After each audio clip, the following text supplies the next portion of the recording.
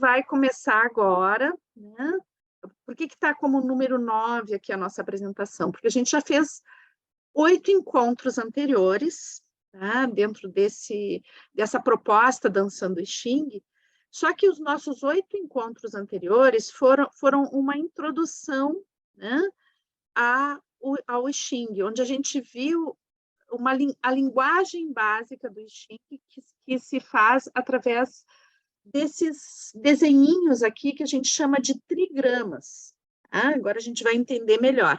Então, o primeiro percurso, a gente viu os 8 trigramas básicos. Né? Então, foram 8 encontros onde viu 8 trigramas.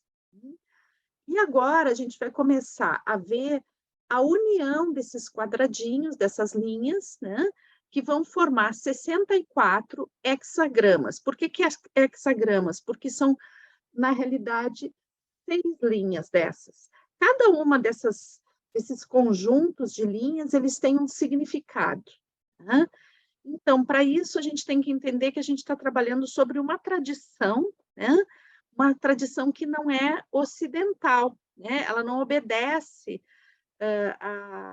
a forma de pensar ou a forma de ver o mundo do Ocidente, né? Ela pertence à tradição chinesa, né? E na realidade, o I Ching ele é um somatório, um compêndio da filosofia chinesa, principalmente sobre a influência de um filósofo chamado Confúcio. Né? Mas o I Ching, ele é anterior a Confúcio. Ele é um livro muito antigo. E hoje a gente vai trabalhar um aspecto, né, um primeiro aspecto que se chama o criativo, Xian, o criativo. Tá? Então, mas para a gente chegar no Xian, o criativo, eu quero fazer um pequeno resumo do que a gente tratou até agora, né? Do que foi tratado nos trigramas. Então, primeiro de tudo, eu gostaria de lembrar a vocês que esses primeiros 8 encontros, né? A teoria desses primeiros 8 encontros, ela está toda numa playlist do YouTube. Eu vou deixar, quando eu editar esse vídeo, eu vou deixar essa playlist já disponível ali na descrição, tá? Que daí, se vocês quiserem ver os vídeos anteriores, são todos vídeos de 15, 20 minutos. Então, dá para distribuir durante a semana e ver um pouquinho essa introdução, tá? É perfeitamente resgatável. E agora, então, a gente vai começar com um pensamento um pouco mais complexo, né? Dentro da teoria do I Ching, né? Só que eu vou fazer um pequeno resumo antes, para que vocês possam acompanhar bem o que a gente vai tratar hoje. A minha ideia é que cada percurso a gente vá entendendo melhor, não só o hexagrama que a gente vai tratar naquele dia, mas que a gente possa ir entendendo melhor a própria teoria que está contida no livro. Tá? Então, o I Ching é um livro que tem várias versões, né? E ele sempre vai estar tratando de uma forma de ver, né? Uma forma de ver o mundo, uma forma de ver a vida, né? De entender a vida, que tem a ver com essa tradição oriental. Então, essa tradição que vai entender o mundo através desses 64 hexagramas, né? Ela é a mesma tradição que vai também nos levar à compreensão, por exemplo, da acupuntura, do Feng Shui. Todas essas tradições, elas têm uma filosofia em comum, né? Que está com base nesses 64 hexagramas. Então, por isso, quando a gente estuda o I Ching, a gente começa a ter uma compreensão maior de várias outras tradições. Bom, então vocês se lembram ali que a gente viu um círculo, né? Esse círculo tem esses tracinhos aqui. Então, esses aqui são os trigramas, tá? E por que chama trigrama? Porque são 3 linhas, né? Então, vocês observem que tem linhas que são fechadas e linhas que são abertas. E, na realidade, o I Ching é uma composição de linhas fechadas e abertas. As linhas fechadas, elas têm uma energia Yang. As linhas abertas têm uma energia Yin. Então, aqui tem uma composição, é como se fosse uma família, os trigramas básicos são como uma família.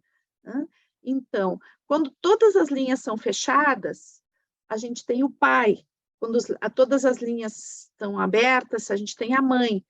E o pai se chama céu e a mãe se chama terra. Quando essa energia Yin começa a surgir dentro do trigrama pai, né, ou trigrama céu, então ela começa sempre, as linhas Yin, elas começam a surgir por baixo, tá? O surgimento das linhas vem por baixo. Então, quando surge uma primeira linha Yin, né, ela vai representar o vento. Quando essa linha vem para o meio, vai se representar o fogo. E quando ela está lá no alto, representa o lago. Tá? São elementos da natureza, vocês podem ver que são sempre elementos da natureza. Tá? Deixa eu só fechar aqui o nosso WhatsApp para não ficar os barulhinhos entrando um pouquinho. Então, ok. Então, e a gente... Diga, pode perguntar. Como? Ai, meu Deus. Eu achei interessante isso de filha mais velha, a filha do meio e a filha mais nova. Sim. O sentido, qual o sentido disso? Então, é como uma família, né? Então, esses trigramas aqui, eles são os trigramas que estão associados ao feminino, tá? E esses trigramas aqui, eles são os que estão associados ao masculino, tá? Então, a gente tem aqui os trigramas associados ao masculino, a gente vê que eles são originariamente, né? O início deles é o feminino e o masculino vai ascendendo. Tá? Digamos, é um pouquinho ao contrário do que o pensamento ocidental trabalharia. Tá? Então, aqui, no trovão, a linha Yang está embaixo, na água, a linha Yang está no meio, e na montanha, a energia Yang está lá em cima. Tá? Então, é como se, nos trigramas que têm a ver com o feminino, tem uma posição do feminino que está ascendendo. E nos trigramas que têm a ver com o masculino, tem uma linha Yang que está ascendendo. Tá? E daí, porque os chineses, né, eles têm essa forma de escrita que são os ideogramas, né? A gente sabe que a escrita do chinês, ela utiliza ideogramas, ou seja, são letras, são representações, são símbolos, signos, né? Que, olhando, se passa uma mensagem, tá? Então, por exemplo, aqui, o vento, né? Como, olhando essa imagem, né? É como uma janelinha que está abrindo, né? Aqui, como se tivesse a lenha e o ar dentro queimando, né? O lago como algo que tu entra nesse lago, né? Algo que tu pode mergulhar numa coisa profunda, né? Então, cada um dos elementos representados, né? Dentro da tradição chinesa, elas têm é uma visão, né?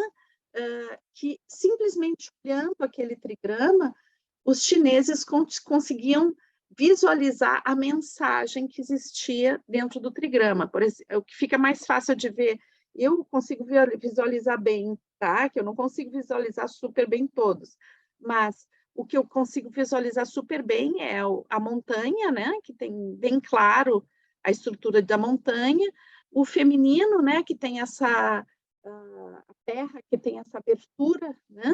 e o céu, né, com essas linhas fechadas, né, que a gente pode dizer que no céu aqui é como se, eles dizem que é como se fosse cada uma dessas linhas um dragão, então que na realidade o trigrama céu são 3 dragões, né, e hoje, por exemplo, a gente vai ver o céu sobre o céu, né, que é um hexagrama totalmente yang, então eles dizem que são 6 dragões. Então, vamos passar aqui, deixa eu ver. Ok. Então, aqui a gente consegue ver a origem disso, tá? Aqui, a gente tem no centro o tal, o símbolo de yin e yang, tá? Então, dentro do yin, a gente tem as linhas cortadas. Dentro do yang, a gente tem a linha inteira, tá?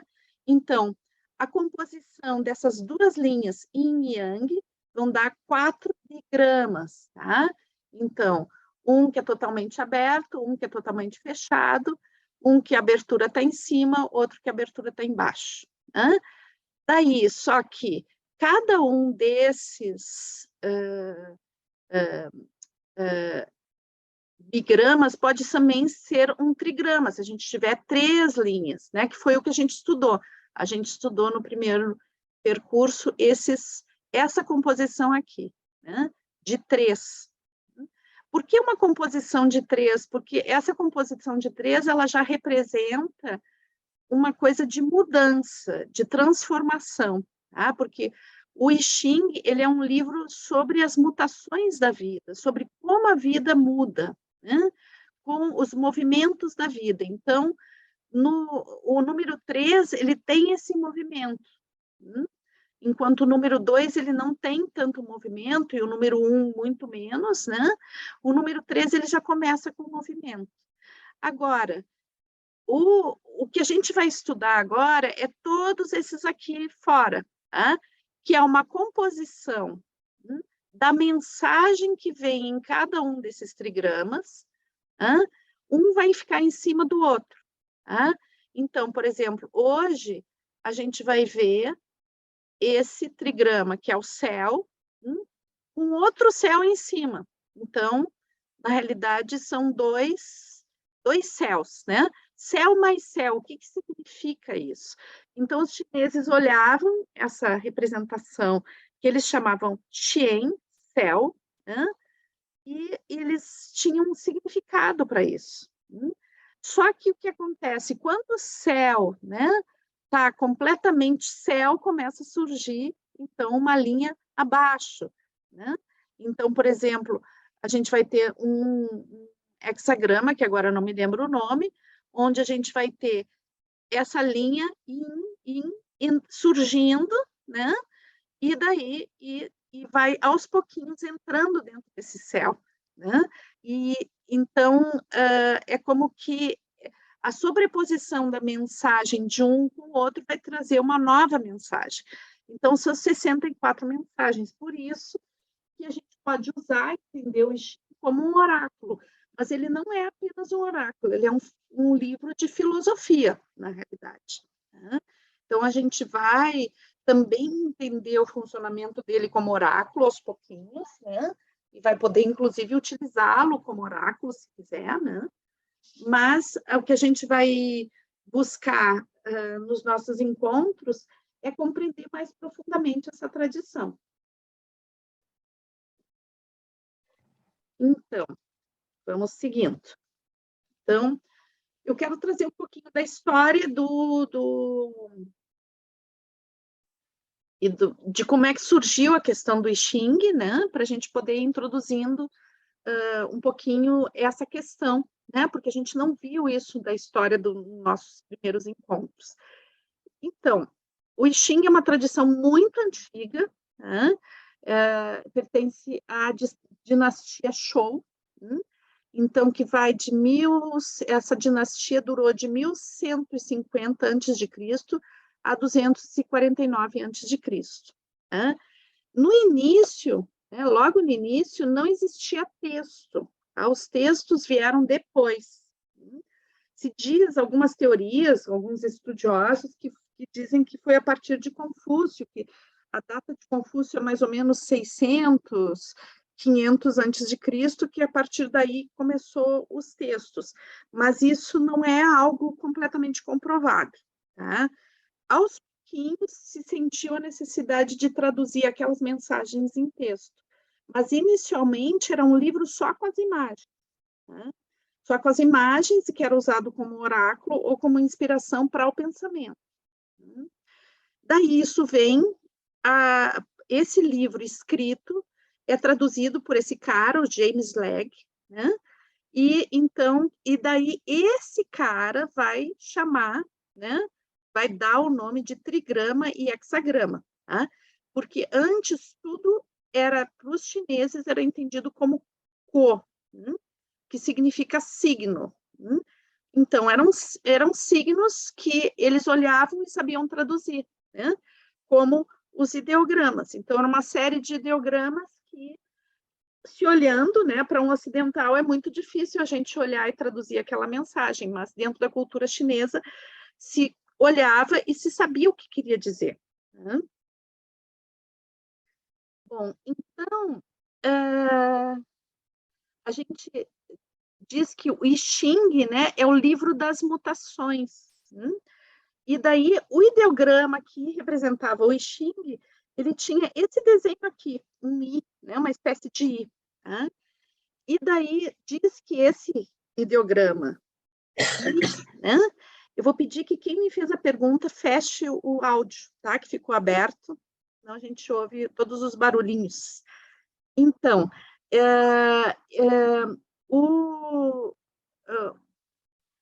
esse ideograma I, né, ele, na realidade, ele representa o camaleão. E por que é o camaleão que vai falar que é o livro das mutações? Porque o camaleão é um réptil, né, que ele muda de cor o tempo todo. Então, ele significa justamente, né, essa mudança constante, essa coisa que muda o tempo todo. E agora a gente vai entender o que é isso para a tradição chinesa. Né? Porque quando a gente pensa em mudança dentro da tradição ocidental, né? A gente pode entrar um pouquinho em Heráclito e pensar na impermanência, né? Nessa coisa que a gente não entra no mesmo rio duas vezes, etc., né? Que é uma leitura ocidental disso, mas os chineses vão ver de uma forma um pouco diferente, e isso está contido no I Ching, né? Porque para os chineses não é a gente que muda, a mudança é algo inerente, né? Então, os seres não mudam, porque os seres estão imersos em algo que é mudança, tudo muda o tempo todo, né? A única coisa que não muda é a própria mudança. Então, nós somos mutáveis porque a gente está imerso na mudança, né? E existe uma constância em que o que não muda? A mudança. Né? A tendência à mudança, ela é permanente, sempre nós estamos mudando. Né? Mas não é nós que mudamos, é um fluxo do universo, é um fluxo da totalidade que está sempre mudando. E nós, imersos dentro disso, mudamos. Quando a gente usa o I Ching como oráculo, a gente está falando, o oráculo está nos indicando o fluxo da mudança, onde a gente está inserido. Tá? E isso é bem importante a gente entender, né? Que o I Ching ele não está falando para onde eu, o indivíduo, estou mudando, mas ele está falando do fluxo onde eu estou inserido.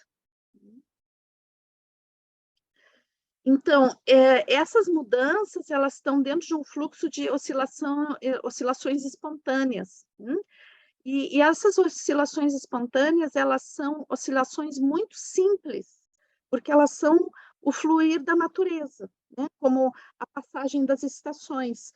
E daí a gente vai ver que também são oscilações que têm a ver com os ciclos, né? E por isso elas são circulares, né? São oscilações, mas elas têm um circuito, né? Como dia e noite, 4 estações. Então, existe uma mudança, um ciclo, né, que se abre e se fecha, se abre e se fecha, e esse é o fluxo natural. Então, na realidade, é algo que parece complexo, mas é extremamente simples. Claro que a complexidade está no número de percepções que a cultura chinesa teve para essas oscilações, né? No caso do I Ching, então, 64 possibilidades de oscilações, né? Mas na realidade é uma energia circular, como a gente viu lá no desenho anterior. E daí hoje a gente vai trabalhar aquele hexagrama que a gente viu lá no início, né? Que é 6 linhas, todas elas yang, que é o primeiro hexagrama que hoje vai apresentar. Tá? Então, quando a gente recebe esse hexagrama, ou que a gente vai estudar esse hexagrama, sobre qual parte do fluxo que se está falando, né? A gente está falando de um momento onde as coisas se expandem e elas iniciam, né? É essa energia do iniciar, essa energia de colocar algo no mundo, né?